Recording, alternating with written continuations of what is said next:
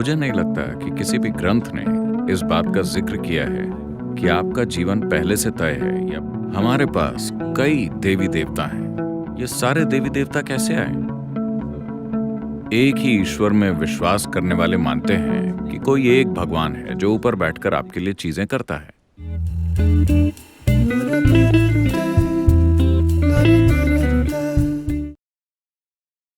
सद्गुरु, ग्रंथों में लिखा है कि इस दुनिया में जो कुछ भी हो रहा है, साथ ही हमारे जीवन में जो कुछ भी होता है, वो पहले से तय है।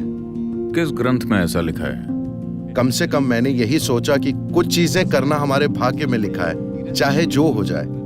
अगर ये सच है तो हमारा किसी न किसी दिन मरना भी तय है, तो दुनिया में हमारे जैसे लोगों का क्या काम है?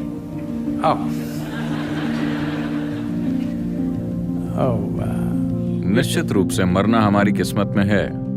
लोग आकर मुझसे कहते हैं, सद्गुरु ये आदमी मेरा दुश्मन है, मैं उसे सहन नहीं कर सकता। मैं कहता हूं बस इंतजार कीजिए, वो मर जाएगा।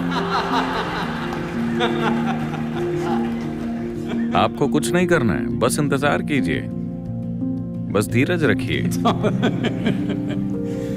तो मरना तय है, हाँ, मगर मुझे नहीं लगता कि किसी भी ग्रंथ ने इस बात का जिक्र किया है कि आपका जीवन पहले से तय है या पहले से निर्धारित है।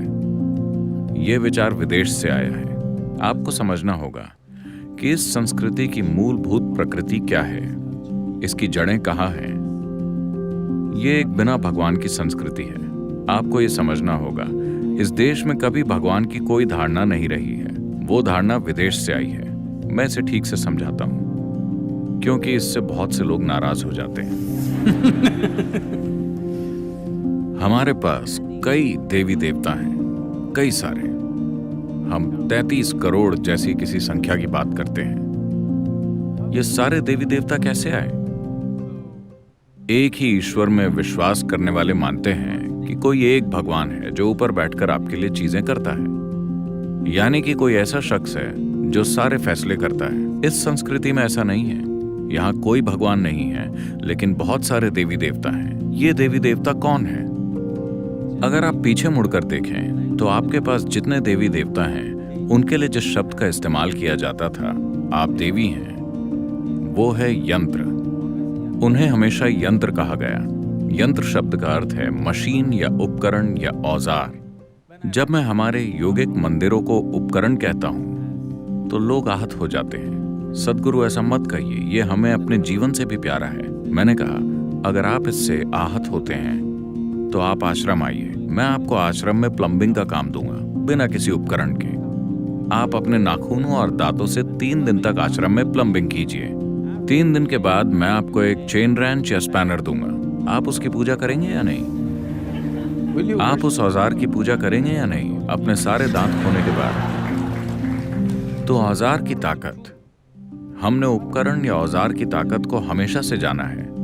हम इंसानों के रूप में इस धरती पर जो कुछ हैं, वो उन औजारों की वजह से हैं जो हमने बनाए हैं। अगर हमारे पास औजार नहीं होते तो एक कुत्ता भी हम पर हावी हो जाता है ना? हाँ या ना? It's only because of the tools human beings have become who they are. केवल औजारों के कारण ही इंसान वो बन पाया है जो आज वो है। स्क्रू ड्राइवर भी एक औजार है, मगर कुछ सूक्ष्म औजार भी होते हैं। ऊर्जा के औजार, व्यक्तिपरक औजार, जो जीवन के अलग अलग आयामों को खोल सकते हैं।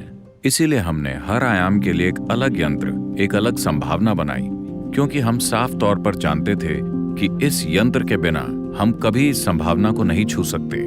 हम उसके आगे झुकते हैं और उसी की पूजा करते हैं, क्योंकि प्रार्थनाशील बने बिना ये आपके काम नहीं आएंगे।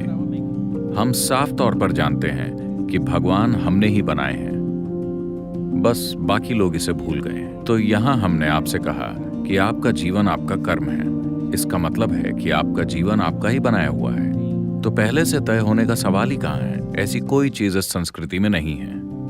धन्यवाद सद्गुरु। पर एक डॉक्टर के लिए सोचना खतरनाक है कि सब पहले से तय है।